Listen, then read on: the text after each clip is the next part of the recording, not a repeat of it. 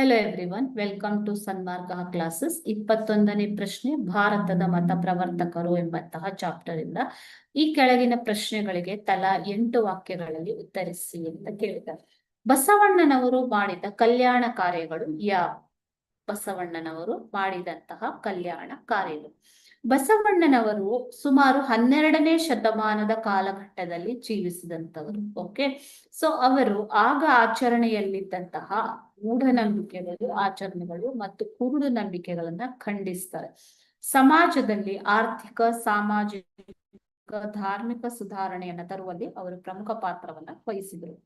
ಸಮಾಜ ಸುಧಾರಣೆಯ ಜೊತೆಗೆ ಆತ್ಮದ ಸುಧಾರಣೆಗೂ ಕೂಡ ಬಸವಣ್ಣನವರು ಶ್ರಮಿಸ್ತಾರೆ. ದೇಹವೇ ದೇವಾಲಯ ಮತ್ತು ಅರಿವೇ ಗುರು ಎಂಬ ಪರಿಕಲ್ಪನೆಯೊಂದಿಗೆ ಇಷ್ಟಲಿಂಗ ರೂಪದಲ್ಲಿ ಏಕದೇವರ ಕಲ್ಪನೆಯನ್ನು ಪ್ರತಿಪಾದಿಸಿದರು.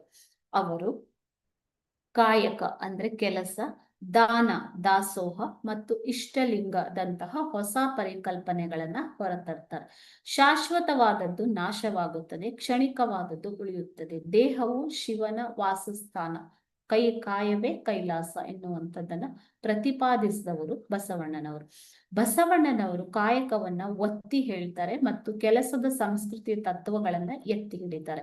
ಕೆಲಸದಲ್ಲಿ ಯಾವುದೇ ಮೇಲು ಅಥವಾ ಕೀಳು ಇಲ್ಲ ಎಂದು ಘೋಷಿಸಿದರು.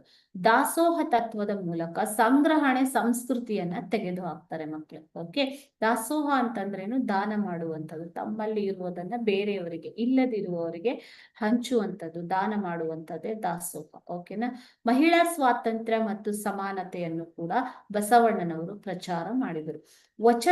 ವಚನಗಳು ಅಂತಂದ್ರೆ ಆಕ್ಚುಲಿ ಇದು ಜಗತ್ತಿಗೆ ಕೊಟ್ಟಂತಹ ಸಂವಿಧಾನ. ಇಲ್ಲಿ ಸಮಾಜದಲ್ಲಿ ಇರುವಂತಹ ಕೆಲವೊಂದು ತೊಡಕುಗಳನ್ನ, ಕೆಲವೊಂದು ಲೋಪದೋಷಗಳನ್ನ ಎತ್ತಿ ಹಿಡಿಯುವಂತದ್ದು ವಚನಗಳ ಮೂಲಕ ಇವುಗಳನ್ನ ಅವರು ತೋರಿಸಿಕೊಡ್ತಾರೆ ಜನರಿಗೆ. ರಾಷ್ಟ್ರದ ಆಧ್ಯಾತ್ಮಿಕ ಬೆಳವಣಿಗೆ ಮತ್ತು ಕಲ್ಯಾಣದ ಹಿನ್ನೆಲೆಯಲ್ಲಿ ಈ ವಚನಗಳನ್ನ ಬರೆಯಲಾಗಿದೆ. ವಚನಕಾರರು ಸಮಾಜದ ಲೋಪದೋಷಗಳನ್ನ ತೋರಿಸಲು ಪ್ರಯತ್ನಿಸಿ ಜನರಲ್ಲಿ ಜಾಗೃತಿಯನ್ನು ಮೂಡಿಸ್ತಾರೆ. ಇವು ಬಸವಣ್ಣನವರು ಮಾಡಿದ ಕಲ್ಯಾಣ ಕಾರ್ಯಗಳು.